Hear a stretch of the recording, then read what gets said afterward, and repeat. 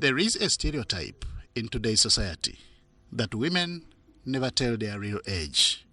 But the case is different with Pauline Bangirana. I was born and brought up in Kisoro district on 2nd February 1942. She attained her primary education from Mutolere Primary School in Kisoro district before joining Mushange Sacred Heart in Bushenyi for 2 years. It is from here that she scored a first grade, attracting admissions from Mount St. Mary's Namagunga and Trinity College Nabingo. She, however, turned both admissions down, opting for a domestic science teacher's course at Stella Maris Nsube. People were supposed to sponsor me, thought I should go and do a training course which might give me a career. In fact, her dream career was teaching, only to be overshadowed by police that sought female officers. With encouragement from her brother-in-law, she tried her luck and went through. I faced a panel of European women officers, one of them being the art police woman, Miss Jane Rich. So they asked me, well, who am I? And in fact, my certificate was there, general living certificate was there, and the medical exam results, and the essay. So they had to test my aptitude or whatever you call it. So they asked me, what society do you belong? By the way, I had been warned, politically I shouldn't talk about being a member of any political party. So in fact I would have messed up if I hadn't been warned. I was going to say I'm with DP because I'm a Catholic.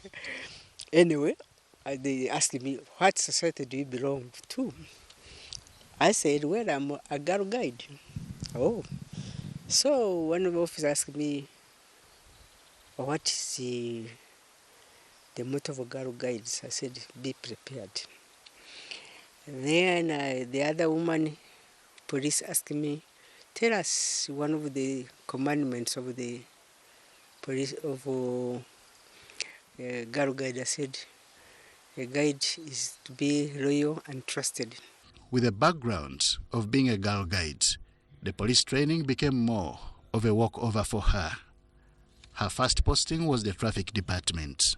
My superior, that is Miss Robinson, who was assistant superintendent of police, and we walked from Central Police Station along Kampala Road, then Ginger Road, then turned to Kitante Road. What is it called now? Is it Kitante Road? You know what it is? Do you know what it is? Then we went up to Radio Uganda.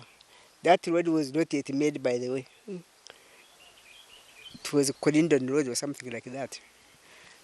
Went to Radio Uganda, and then before we settled, they called a child, a boy, so that I could be photographed crossing the child across the road to demonstrate what we are supposed to do when we meet children on the road. And I was photographed. In fact, the picture went viral. I don't remember having it myself. It went in South Africa and Britain. It was mentioned even on BBC.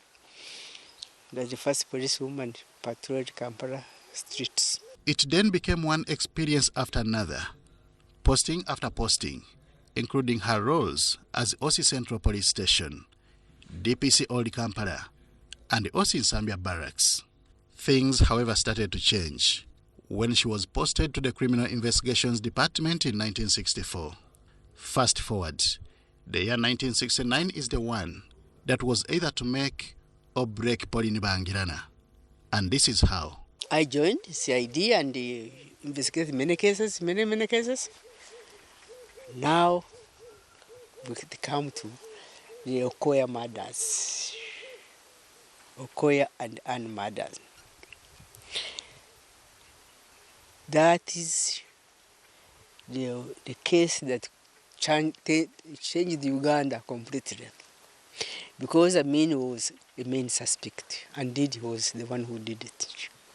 because during our investigations, plus the special branch investigations, by the way, special branch was always very good at detecting subversive activities, high grade corruption in the country.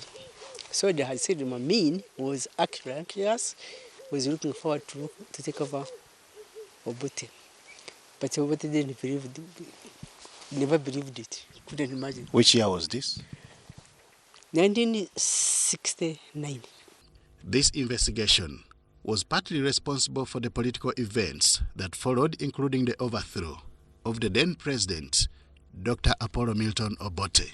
A week before the coup took place, a colleague of mine, who was a friend to Amin actually, told him, and he was a Muslim, who was from Zanzibar, but you know by then during recruitment to train people from Zanzibar, recruits from Zanzibar, Kenya and so forth.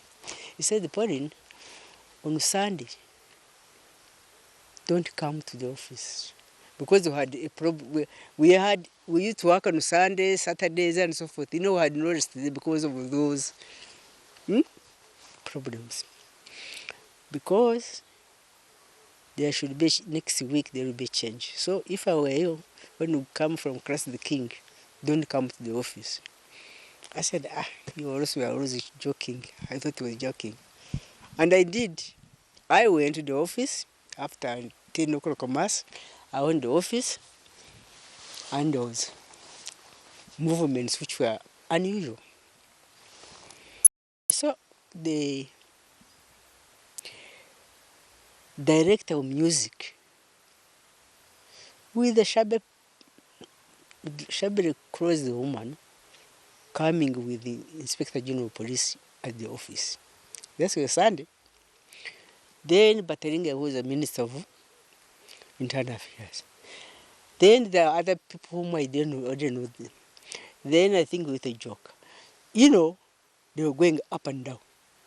Hey, I was surprised. Then later on, it's about 3 o'clock. Officers were given pistols.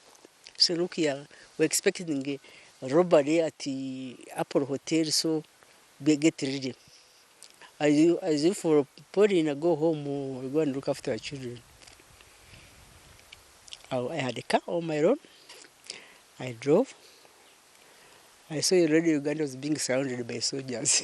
It was after the coup that she was retired in public interest on orders of President Idi Amin Dada in 1972. It was after the overthrow of Idi Amin that she was recalled to conduct special investigations, a task she says was both challenging and interesting. Then I also handled the case of rumored murder. That is part of painful investigation I had to handle, and it went to drain for nothing. By the way, previously the ones I handled during Obote days, first Obote, I was handling a case of murder and robbery of a bank, and then the people who were arrested, who are almost confessed, they say, these are people who killed Okoya, things like that. She might be long retired, but her love for police work is still reflected in her sentiments. She says disbanding Special Branch, an intelligence gathering unit of the police force, was a wrong decision. They had nothing to hide. They put everything bare, said this is what's happening, take a decision. So apparently, and with due respect, maybe people who were anti-government, the Special Branch were stepping on their toes, that removed them. Not anti-government, but anti-individual. The individual who have graft, the individual who are corrupt, the individual who are subversive. I misadvised the government to remove Special Branch. As she advocates for a living wage for police officers, she encourages women to work hard and add value to what they do. So, why do you think women should join police? No, because women also are offenders. They are women criminals, very high-class criminals. And it's balancing really, because women in the force are just as good as doctors and so forth. She has since retreated to her home in Ibanda district in western Uganda, where she was married to Polycarp Bangirana, who died 2 years ago. Pauline Bangirana, the holder of a police centenary medal, is a wife, mother and grandmother with children and grandchildren.